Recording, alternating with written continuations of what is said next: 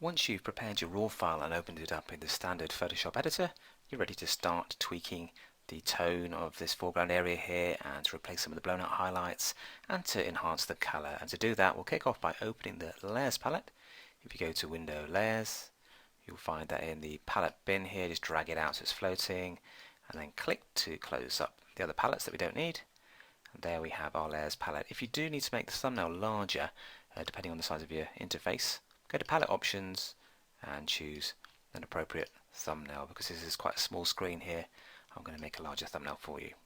Right, let's start targeting and editing our tones. And to do that, we're going to create an adjustment layer by clicking Create Adjustment Layer, go to Levels, and that remaps the existing tones. We've got the shadows on the left here, the midtones in the middle, the highlights on the right, and it gives them new output levels.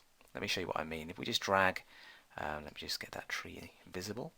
Yeah, if you just drag the mid-tone input level slider to the left like this, you can see it's dramatically brightening it up. So if we take that to about 2.4, around about there, and the darker shadows are a little bit washed out, so let's just remap those by dragging this to the right. Something like about maybe 5 should do the trick, and that gives us some nice black shadows and some detail in the mid-tone. So just click OK to apply the change. We can turn that on and off by clicking the eye here, and you can see the before and the after. Now we're only interested in the tonal change of the tree. It is blowing out the background even more, but we can fix that in just a second.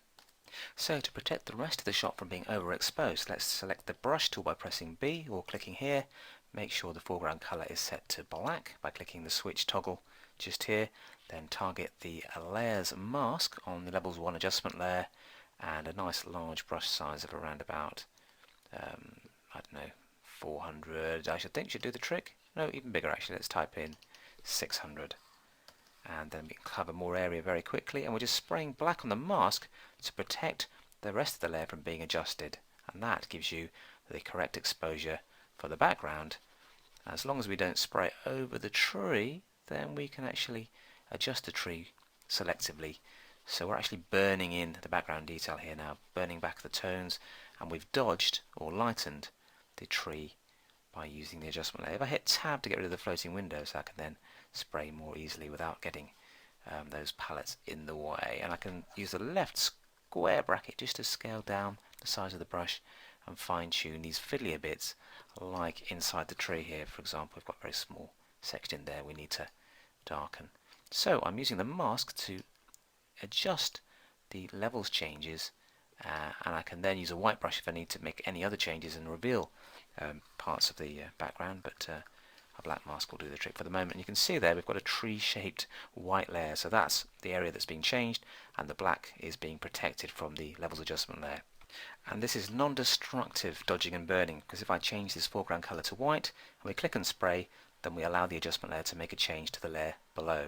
Or if I go back to black again by pressing X, I can protect that. So it's totally non-destructive, and it gives you perfect and total control over which areas are lightened or darkened by the adjustment layer.